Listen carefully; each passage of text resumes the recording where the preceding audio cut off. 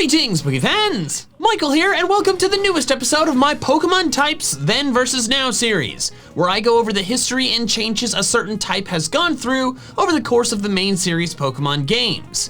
This episode is focusing on a type that has had a bit of an identity crisis, that being the Dark type. So don't forget to subscribe to my channel, pick up some merch at MandJTVmerch.com, and let's dive in. We'll start with Gen 1, where the Dark type didn't exist. The Dark type is one of the 3 Pokemon types that were not present in the original Gen 1 games, the other 2 being Steel and Fairy.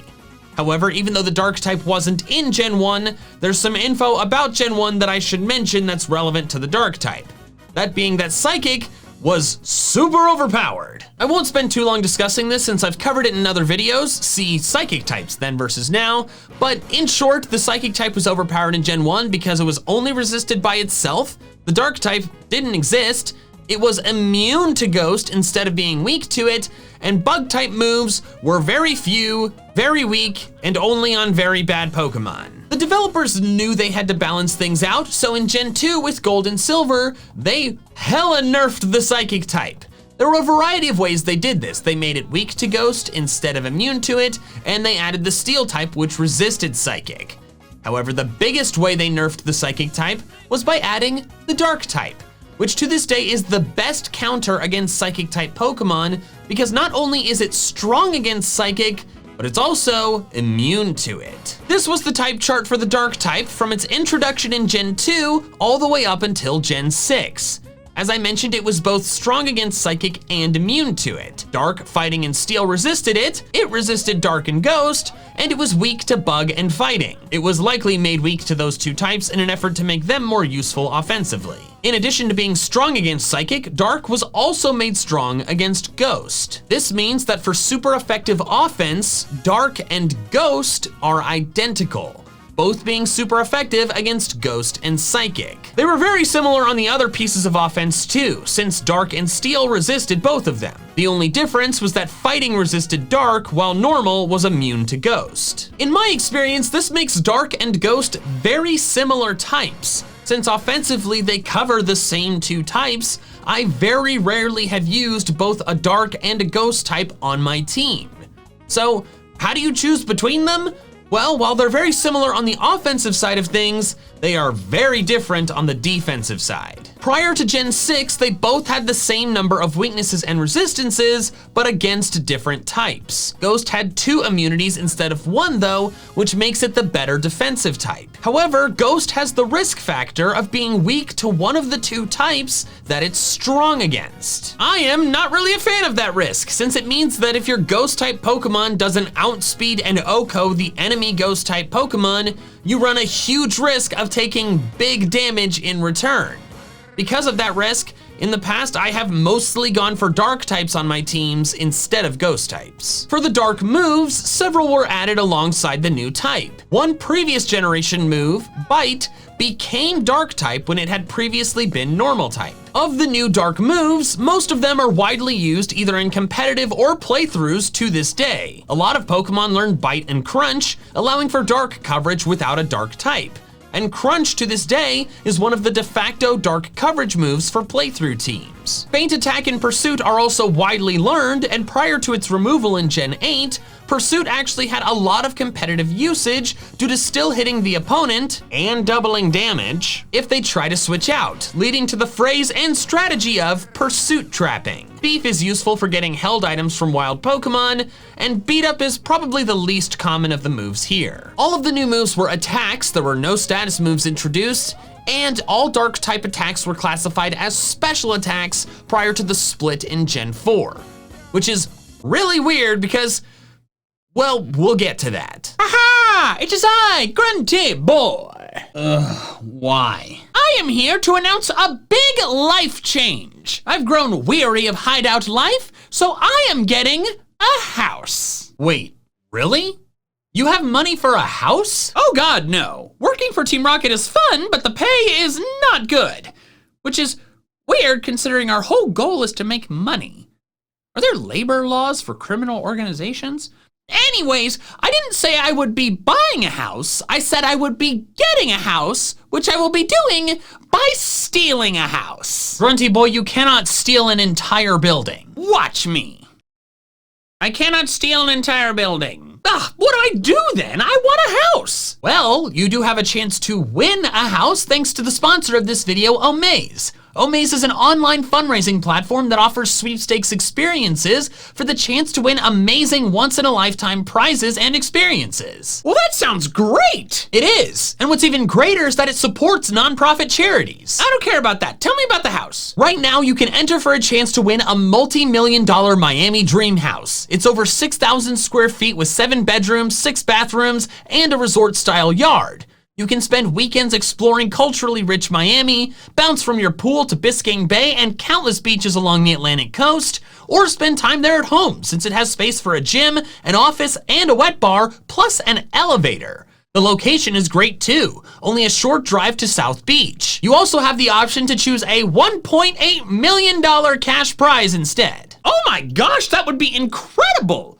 But you said that Omaze supports charities? I don't know about that. I am a villain after all. Donations support Make-A-Wish America, the foundation that gives amazing experiences to kids with critical illnesses. These wishes not only inspire courage in the kids, but they fill families, medical workers, volunteers, and entire communities with hope. Aw, well that's really sweet. Okay, so hypothetically, how would someone go about partaking in this? To support Make-A-Wish America and potentially win the house, head to omaze.com/MandJTV, linked in the description below. All right, I'll enter and donate. Well, would you look at that? Grunty boy isn't so villainous after all. Yes, I am, and I'll prove it by stealing, this blanket. Ta-ta! Okay, he can have that. It's like 90 degrees outside. Anyways, thanks so much to Omaze for sponsoring. Be sure to enter and donate at omaze.com/MandJTV. But now, back to the video. The Dark-type Pokemon are an interesting bunch though. One thing that's interesting about the Dark-type that sets it apart from the other 2 later-gen added types is that it's the only one to not have any previous generation Pokemon become that new type. So Steel had Magnemite and Magneton change from Electric to Electric Steel. And Fairy had a ton of previous generation Pokemon become Fairy type, like Gardevoir and Azumarill and Granbull and several others. But with Dark, no Gen 1 Pokemon got the new Dark typing. At least not until Mega Evolutions and regional variants were introduced several generations later. Which I honestly think is a little weird. Like, I feel like there's a few Gen 1 Pokemon that would make sense as Dark type Pokemon. Like Arbok, or Hypno, or heck, Mewtwo. They're all mean, nasty Pokemon. Like Mewtwo killed people. Side note, this is a big reason why Sabrina is still the toughest gym leader in Kanto playthroughs, despite the Psychic type being nerfed. Because there's no Dark types in the Kanto region, unless you trade for one of the Alola forms in Let's Go. The only Ghost type is Gengar, who is weak to Psychic, unless you trade for Alolan Marowak in Let's Go. And the Bug types aren't very good. Well, I guess they're relatively decent in Let's Go, but in Gen 3, they're terrible still. The new fully evolved Dark-type Pokemon added were Umbreon, Murkrow, Sneasel, Houndoom, and the pseudo-legendary Tyranitar. Of these, Murkrow and Sneasel were the most underwhelming, but they would go on to get evolutions later. Tyranitar was obviously the strongest, being a pseudo-legendary and all, but Umbreon was also a pretty useful competitive Pokemon. The Dark Specialist added was Karen, the Elite Four member, and I've said this before, and I'll say it again, she is the only Karen that I would let speak to my manager, cause my manager is me. I should note though that because she was an Elite Four member and not a gym leader, that meant that the Dark type was the last remaining type to not have a gym leader, since the other 16 types of the time were covered by the Kanto and Johto gym leaders. So Gen 2 effectively nerfed the Psychic type primarily through the introduction of the Dark type.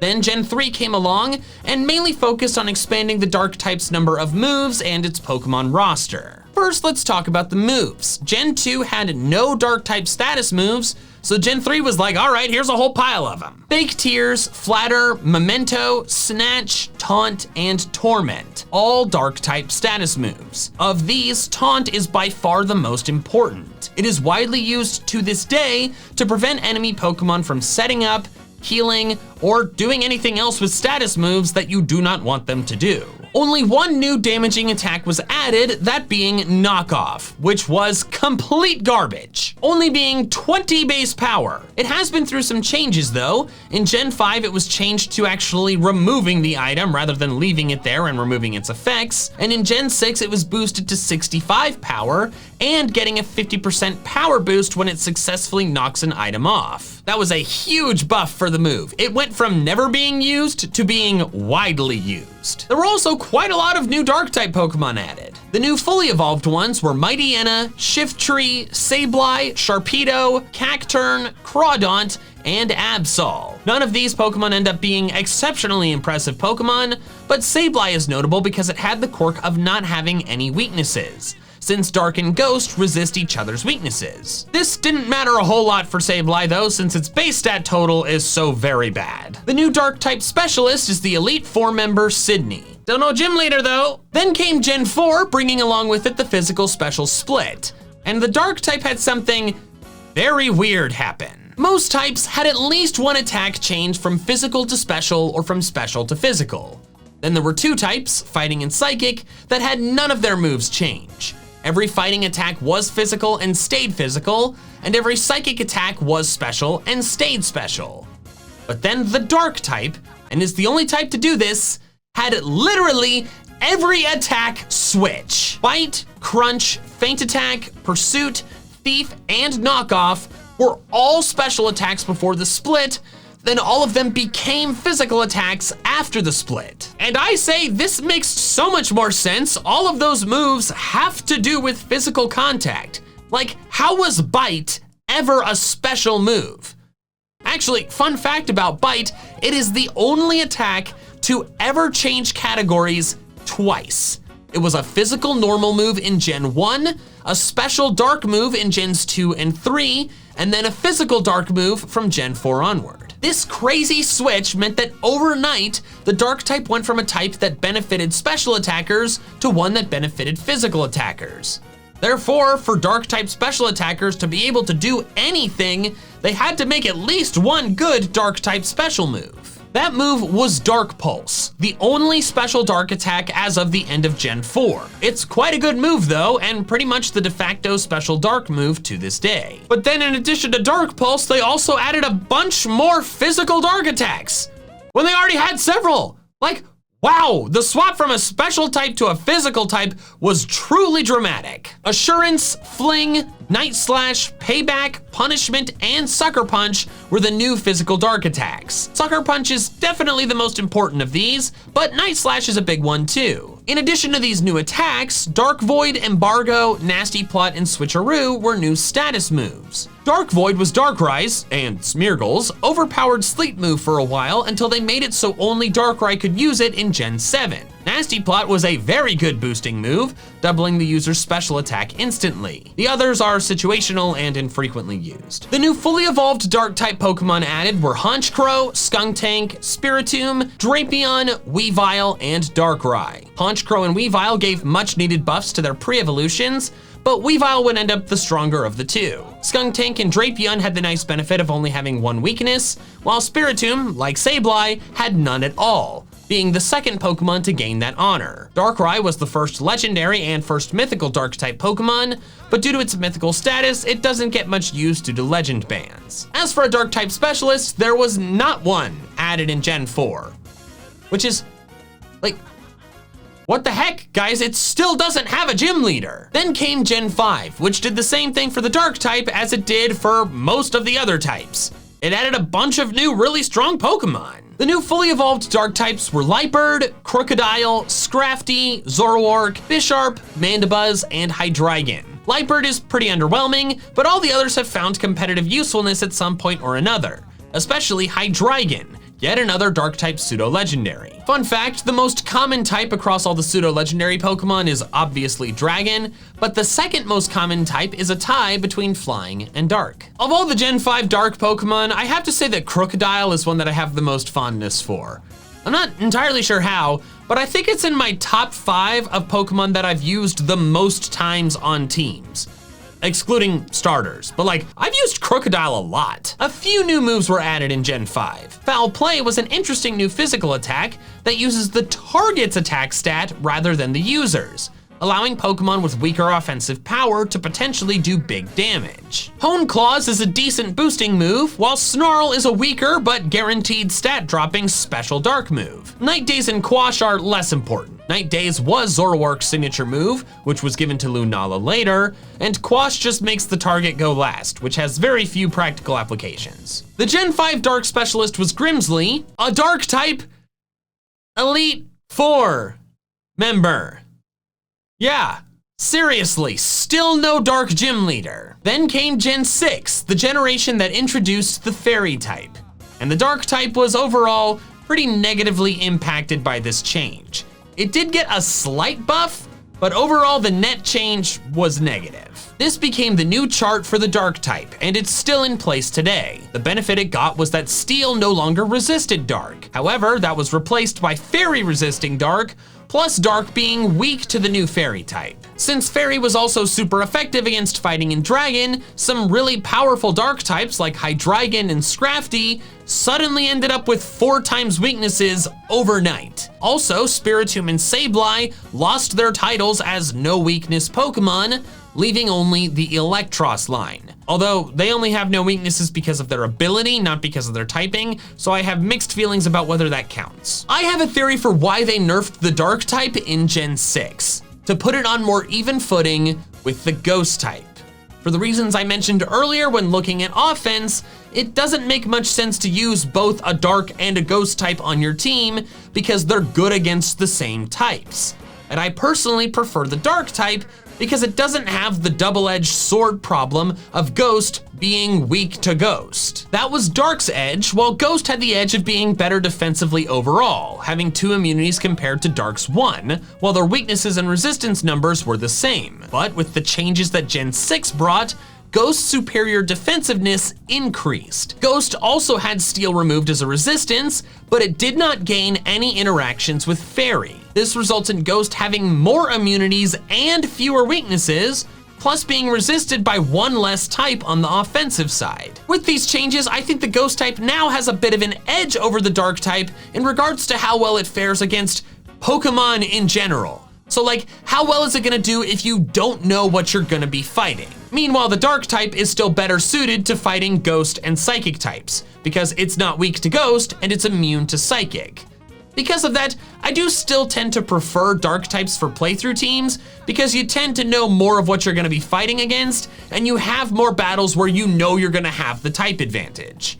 However, I do use Ghost types more now than I did prior to Gen 6. The new fully evolved Dark Pokemon added in Gen 6 were Greninja, the first Dark type starter, Pangoro, Malamar, Yveltal, and the unbound form of the mythical Hoopa. Of these, Greninja has had by far the biggest impact. Its type-changing Protean ability made it so good that it was banned to Ubers and Smogon singles in Gen 6. Gen 6 not only added new species of Dark-type Pokemon though, it added new Mega Evolutions. Gyarados, Houndoom, Tyranitar, Sableye, Sharpedo, and Absol all got Mega Evolutions at some point in Gen 6, Gyarados being the only one that was not Dark-type prior to Mega Evolving. Although, might I say, I feel like a Gyarados being a Water Dark type or a Water Dragon type would have made just as much, if not more sense than Water Flying just from the start. I am not a competitive expert, but my understanding is that the best of these were Gyarados and Tyranitar, but they were not better than Megas like Salamence, Metagross, or Kangaskhan,